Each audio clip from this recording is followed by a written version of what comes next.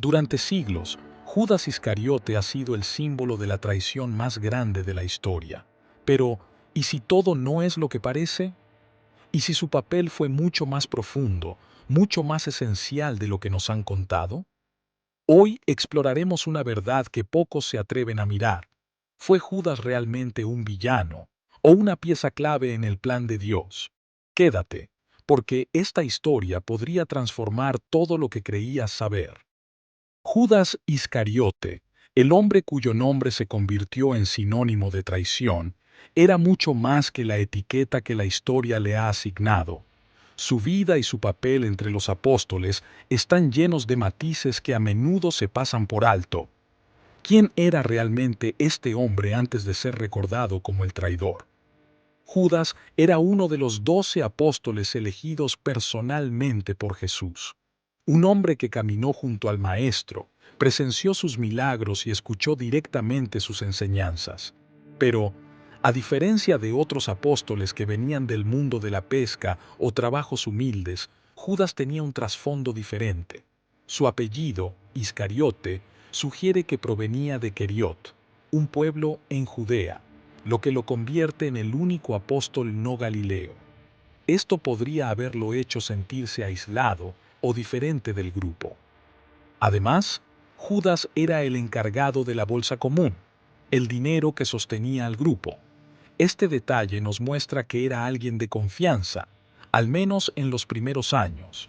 Sin embargo, los evangelios también dejan entrever que esa relación con el dinero podría haber sido su debilidad, alimentando la idea de que el amor al dinero es la raíz de todos los males. Lo que a menudo se olvida es que Judas fue testigo de los momentos más íntimos y milagrosos de Jesús. ¿Cómo llegó entonces a convertirse en el hombre que entregó al Mesías? ¿Era ambición, desilusión o algo más profundo? Porque, como veremos, Judas era un hombre lleno de contradicciones y misterios. La traición de Judas ha sido tema de debate durante siglos. ¿Qué llevó a este hombre, que caminó junto a Jesús, a entregar al Mesías? La respuesta no es tan simple como parece. Detrás de las 30 monedas de plata se esconde una maraña de posibles motivaciones, conflictos internos y quizás un propósito mucho más grande. Una de las explicaciones más conocidas es el amor al dinero. Los evangelios mencionan que Judas entregó a Jesús por 30 monedas de plata, una suma modesta, pero suficiente para alguien que, según algunos textos, ya había mostrado inclinaciones hacia la codicia. Sin embargo, ¿era esto suficiente motivo para traicionar a quien consideraba su maestro? La duda persiste. Otros estudiosos sugieren que Judas podría haber estado decepcionado con Jesús. Como muchos en su época, esperaba un Mesías que liberara a Israel del dominio romano, un líder político y militar. Sin embargo, las enseñanzas de Jesús, centradas en el amor, el perdón y un reino celestial, quizás no encajaban con las expectativas de Judas. Existe otra teoría que cambia por completo la narrativa. Judas pudo haber creído que estaba cumpliendo un papel necesario en el plan de Dios. En el Evangelio de Juan, Jesús le dice, «Lo que vas a hacer, hazlo pronto». Estas palabras sugieren que Judas no actuó únicamente por decisión propia, sino que fue parte de un plan divino. Al final, su traición no puede entenderse solo como un acto de maldad o debilidad. Fue un evento cargado de complejidad humana y espiritual que nos invita a reflexionar sobre la línea entre el libre albedrío y el destino. ¿Judas eligió su camino o simplemente cumplió con el papel que le fue asignado? La figura de Judas Iscariote no se presenta de la misma manera en todos los relatos. ¿Por qué hay diferencias? ¿Qué nos dicen estas variaciones sobre el hombre que traicionó a Jesús? En el Evangelio de Mateo, Judas aparece como un hombre impulsado por la avaricia. Es quien propone entregar a Jesús a los líderes religiosos, preguntando directamente, ¿qué me darán si se lo entrego? Más tarde, Mateo describe su arrepentimiento al devolver el dinero y su trágico final, colgándose en desesperación. Marcos, El evangelio más breve es menos detallado pero igualmente contundente. Presenta a Judas como alguien que conspira en secreto con los líderes religiosos, destacando la frialdad de su acto, pero sin profundizar en sus motivaciones. En Lucas, la figura de Judas adquiere un tinte aún más oscuro.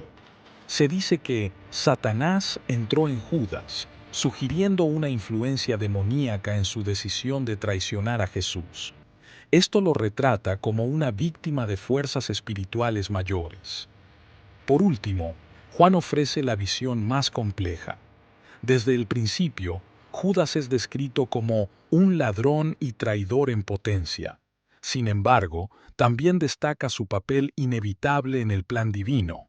Jesús le dice, «¿No he escogido yo a vosotros, los 12, y uno de vosotros es diablo?» Estas diferencias no solo reflejan las perspectivas únicas de los evangelistas, sino que también nos invitan a mirar a Judas como una figura multifacética, humano, tentado, manipulado y posiblemente predestinado. ¿Es un villano absoluto o un engranaje esencial en el plan de redención? ¿Fue Judas un traidor por elección o un instrumento en manos de Dios? Esta es la pregunta que divide a teólogos, estudiosos y creyentes, porque si su acto era parte del plan divino, ¿cómo podemos juzgarlo? Y si, al final, su papel fue más heroico de lo que podemos imaginar. La traición de Judas no fue un accidente. En múltiples ocasiones, Jesús anticipa que uno de sus discípulos lo entregará. Durante la última cena, incluso señala a Judas como el traidor, diciendo, «El que mete la mano conmigo en el plato, ese me entregará». Pero lo más impactante es lo que añade, «El Hijo del Hombre se va, según está escrito, pero ay de aquel que lo entrega». Estas palabras revelan una verdad inquietante. Judas era necesario para que se cumpliera la profecía, pero eso no lo eximía de la responsabilidad de sus actos. En el plan de redención, la muerte de Jesús en la cruz era fundamental. Sin su sacrificio, no habría salvación para la humanidad. Y para que ese sacrificio ocurriera, alguien debía entregarlo.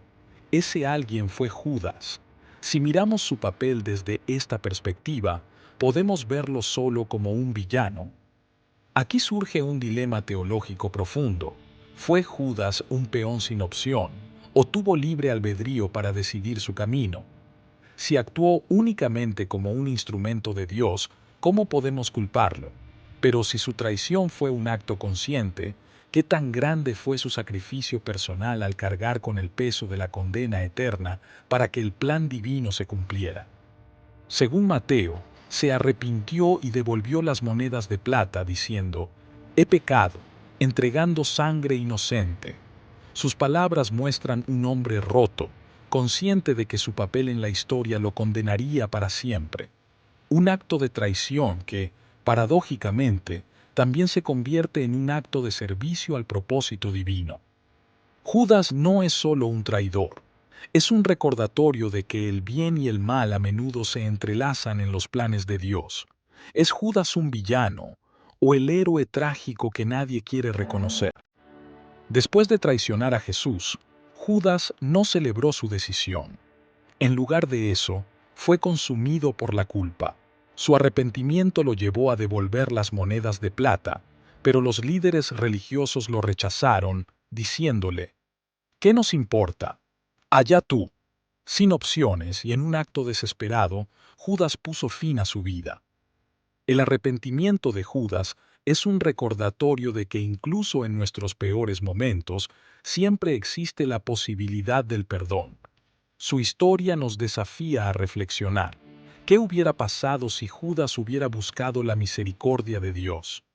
Después de todo, Pedro también negó a Jesús, y aún así fue restaurado. Judas, en cambio, no pudo ver más allá de su culpa. La historia de Judas no es solo una advertencia sobre la traición, es un reflejo de la complejidad del alma humana. Nos enseña sobre el peligro de alejarnos de la gracia, pero también sobre el poder del arrepentimiento y el perdón. ¿Qué papel juegan nuestras decisiones en el plan de Dios?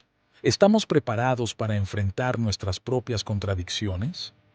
Judas nos deja más preguntas que respuestas, pero su historia tiene un mensaje poderoso para cada uno de nosotros. Si este tema te ha hecho reflexionar, no olvides dar un me gusta al video y suscribirte al canal para más contenido como este. Nos vemos en el próximo video.